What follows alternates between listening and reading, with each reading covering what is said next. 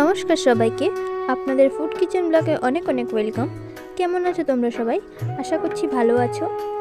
আজকে আমাদের দুপুরের মেনু ইলিশ ভাপা, যেটার জন্য কুমড়োর পাতা নেওয়া হচ্ছে। এটার মধ্যে ভাপ দেওয়া হবে। অ্যাকচুয়ালি লাউয়ের পাতায় ইলিশ ভাপাটা খেলে বেশি ভালো লাগে।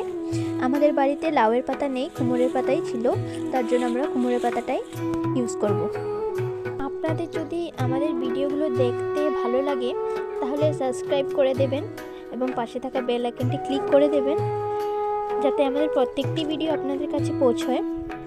এবং ভিডিওটি কেমন হয়েছে কমেন্টে জানাবেন। এবার কুমড়োর পাতাগুলো ভালো করে পরিষ্কার করে নেওয়া হচ্ছে। আমরা কিন্তু ইলিশ ভাপাটি কুমড়োর পাতাতে বানাচ্ছি, কারণ লাউ পাতা নেই বলে।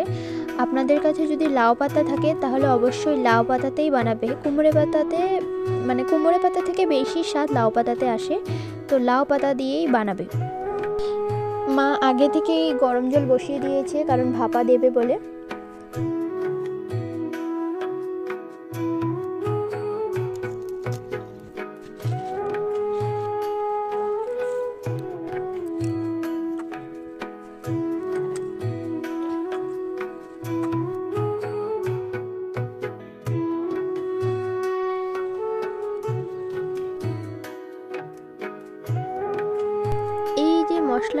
এই মশলাটার মধ্যে সর্ষে, কাঁচা লঙ্কা আর অল্প জিরার গুঁড়ো মিক্স করে দিল। তারপরে কুমড়োর পাতার যে ডোগাগুলো হয় এগুলো দিয়ে দিল, উপরে ধনে পাতা দিয়ে দিল। তারপর দেবে নুন স্বাদ মতো, নুন দেওয়ার পর হলুদ দেবে, দিয়ে একটু কালার আসবার জন্য লাল মরিচের গুঁড়ো সামান্য একটু দিল। তারপর কাঁচা সরষের তেল দিয়ে ভালো করে এটাকে মেখে নিতে হবে। আর কুমড়োর পাতাগুলো তো সরষের তেল দিয়ে এগুলোতে ভালো করে সরষের তেল লাগিয়ে নিতে হবে। এবার এদিকে মাছগুলো ভালো করে মেখে নিতে হবে, দিয়ে কুমড়োর পাতা দিয়ে দিতে হবে।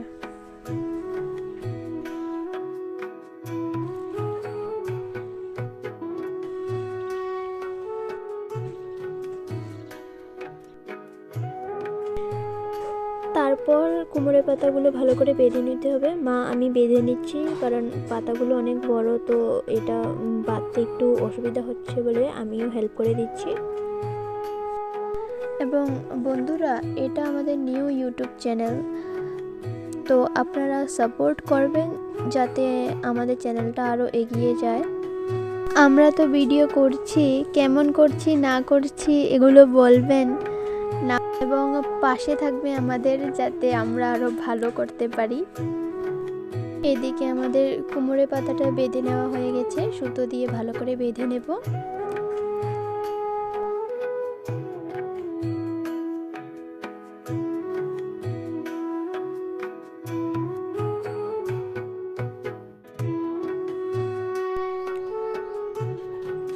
এই যে বাঁধা কমপ্লিট।